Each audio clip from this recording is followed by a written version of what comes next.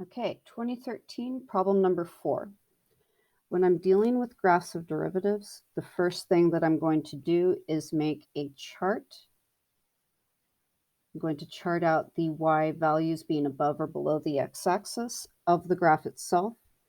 The graph itself is named f prime, so I'm going to label f prime, and then I'm going to look above, below, above, below. I'm starting at x value 0. I am above the x-axis until x equals 1. Then I am above the x-axis until x equals 4. Then I am below the x-axis until x equals 5. Nope, 6. And then I am above the x-axis until I hit x equals 8. Then I'm going to make a chart for the slope of this graph. So for slope of this graph, I'm going to label that as f double prime, but I'm going to focus on slope, not what I think f double prime means. So slope, am I heading up or down? Am I heading up or down? I begin by heading down, and then I hit x equals 1, and I head up until x equals 3, and then I head down until x equals 5, and then I head up until I hit x equals 8.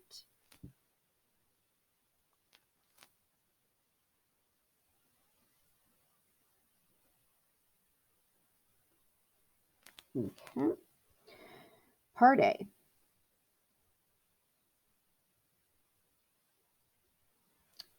Part A wants me to find all the values of x on the open interval from 0 to 8, for which the function f has a local minimum. I'm going to write down exactly what it wants. It wants f local minimum. The next thing I'm going to do is write down what information will tell me that f is a local minimum. What would justify it? A justification would be if f prime changed from being positive. No, wait, hold on. Minimum. Down. So from being negative to being positive. That is what I'm looking for. Then I go to my chart instead of my graph, and I look at f prime changing from a negative to a positive, and I can see that that happens right here at x equals 6. So f has a local minimum at x equals 6 because f prime changes from negative to positive at x equals 6.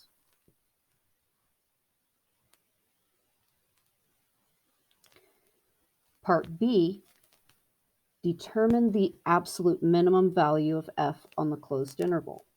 Absolute minimum means I need to look at where is f prime having its either equal to 0 or undefined, but the AP test lets you get away with just looking for relative minimums on the interior and checking endpoints. And I want to make sure to say that f prime is a continuous function, and because of that, it is okay for me to just look at the interior relative minimums. Now, I just found the only interior relative minimum was at x equals 6. So what that means is I need to look at my endpoints. My endpoint x coordinates are 0 and 8. My interior relative minimum x coordinate is 6. I need to find what the actual f of x is at each of those three numbers. Now I want to remember that what I see is the graph of f prime. If I want to go from f prime to f, I have to integrate. What I'm going to do is I'm going to write down that if I integrate f prime from any x coordinate a to x coordinate b, and now I want to recall the fundamental theorem of calculus says that this is equal to f of b minus f of a. Now, I have to be given some point on the original f function somewhere. in order to solve this definite integral. And this is where the Easter egg hunt comes in of the AP exam. There's the Easter egg. F of 8 is equal to 4. Now, with 8 being the right endpoint of my interval, I'm going to let the B number of my fundamental theorem of calculus here be 8. So I'm going to rewrite this with that 8 written in. The integral from a to 8 of f prime of x dx is equal to f of 8 minus f of a. I want to find values of f of a. So I'm going to add f of a over to the left side. And I'm going to subtract from that the integral from a to 8. And I was told f of 8 is 4.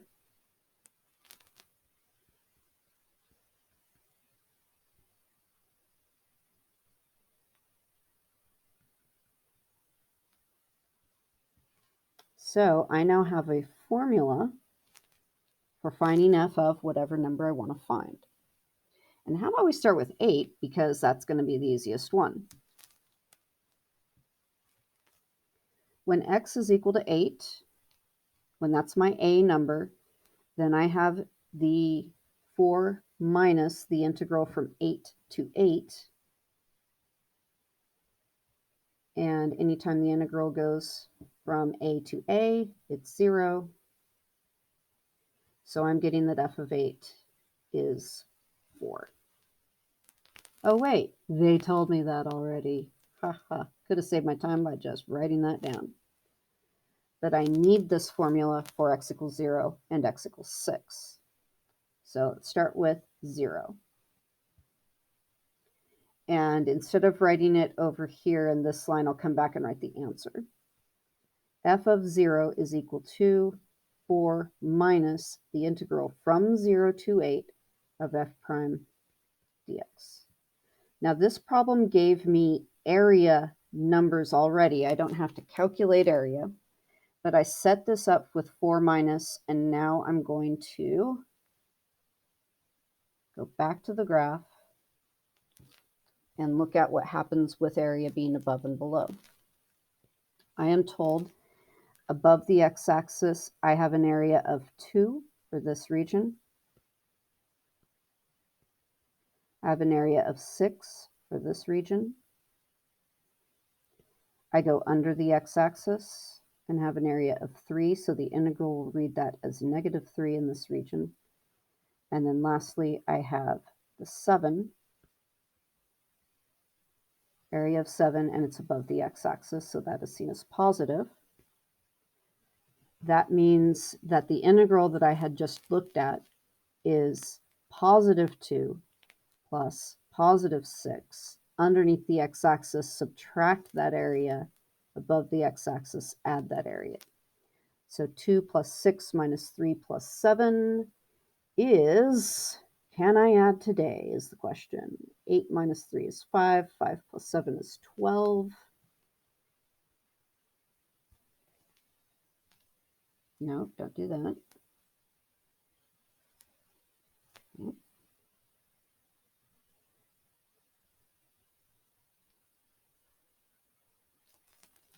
So coming back over here, I found that that integral was 12, that I'm subtracting it from 4. 4 minus 12 gives me negative 8. That is f of 0. I'm going to put that right here in my chart. Then to find 6, I'm going to come back to where I have the highlights. Okay, come on, there you go. So f of 6 is equal to 4 minus the integral from 6 to 8. And so now I'm focused on from 6 to 8.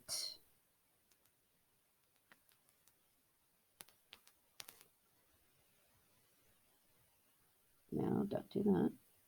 Okay, so 6 is right here. From 6 to 8, I have an area of 7 above the x-axis. that means I have 4 minus the answer to the integral 7, and that will give me negative 3.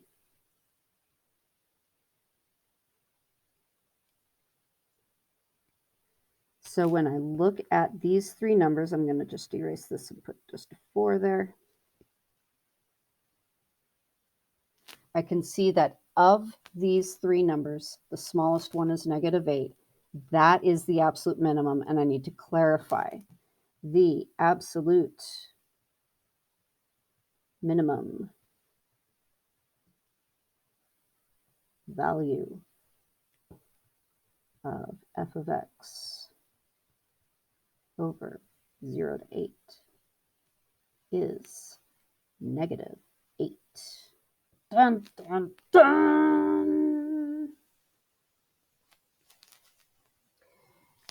That's part B. It's very important with part B that I have shown how I got the negative 8 and the negative 3, and these definite integral equations are necessary to show that. Those are from the fundamental theorem of calculus. I'm going to erase a little bit to prepare for part C.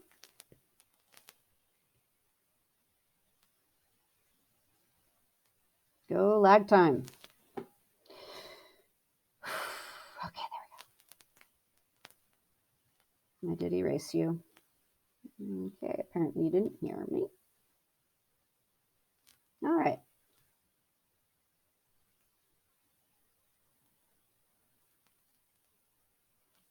I'm also going to erase this here, if it will listen. If it will listen. Computer, what did you do? Okay, there we go. Now you're back. I guess it fell asleep on me like many students. Okay. Part C. On what open intervals contained in x between 0 and 8 is the graph of f both concave down and increasing? This is where my charting comes in handy. But I need to first, in part C, express very clearly for f prime, start again, for f to be concave down, perhaps I should include one of those little English words like is, f is concave down when f double prime is less than 0. That's my justification. That's my explain your reasoning. F is increasing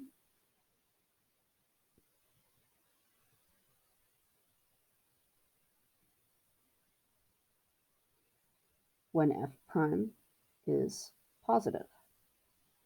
So now I'm going to go to my charts and I'm going to find what satisfies both.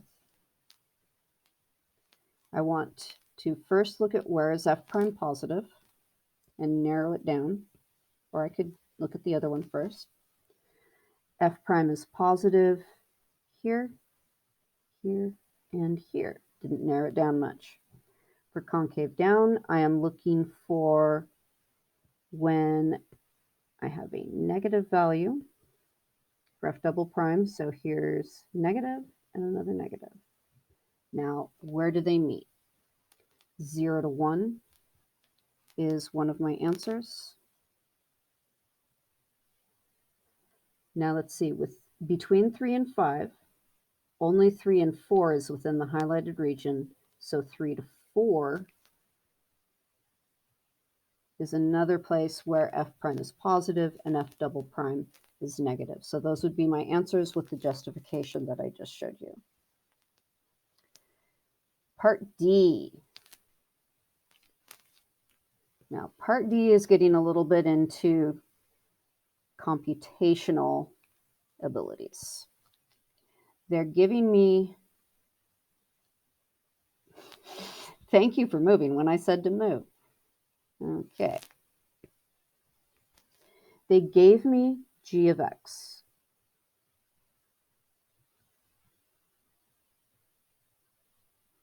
They gave me this lovely piece of information over here as well. I am to find the slope of the line tangent to the graph of G at x equals 3. Before I get started, I'm going to write down what it is that I need to find ultimately.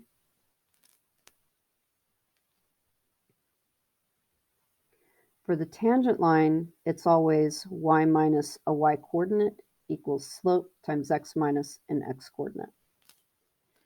We are looking for when x is 3 and tangent to G. That means that the y value is g of 3. The slope is g prime of 3.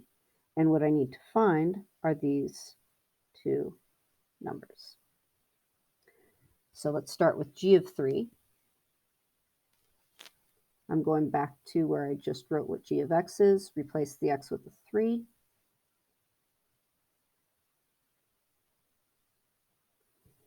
And Easter egg hunt time. What is f of 3? They told me right there.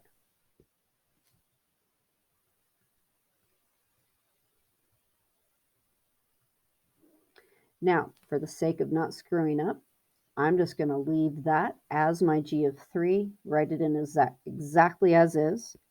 You can simplify if you want.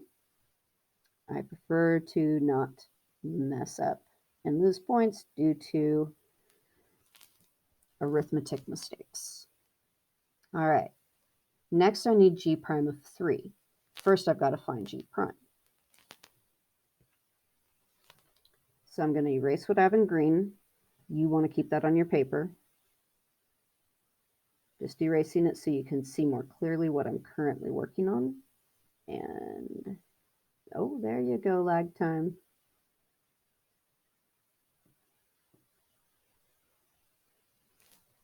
Here we go. What is g prime of x? I want to notice that I have a baby function, chain rule. Now the mommy function is blah to the third power. The derivative of the mommy is 3 blah squared using the power rule. The chain rule says give mommy her baby and multiply by the derivative of the baby.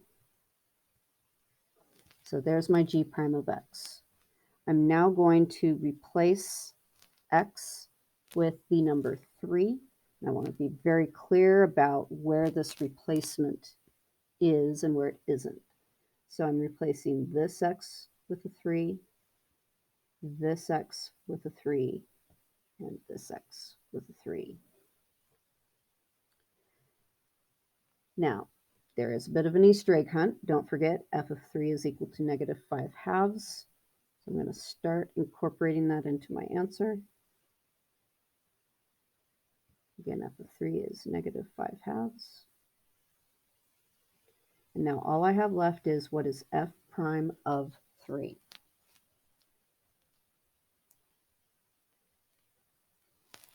This is the graph of f prime. This says what is the y value of the graph at x equals 3. X equals 3 is right here. The y value of the graph is 4.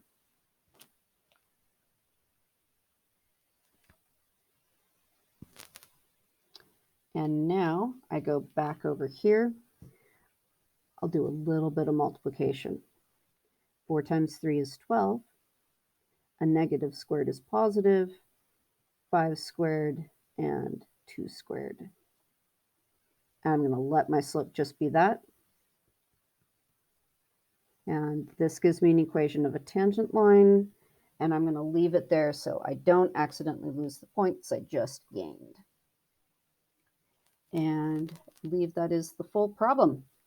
Good night and good luck.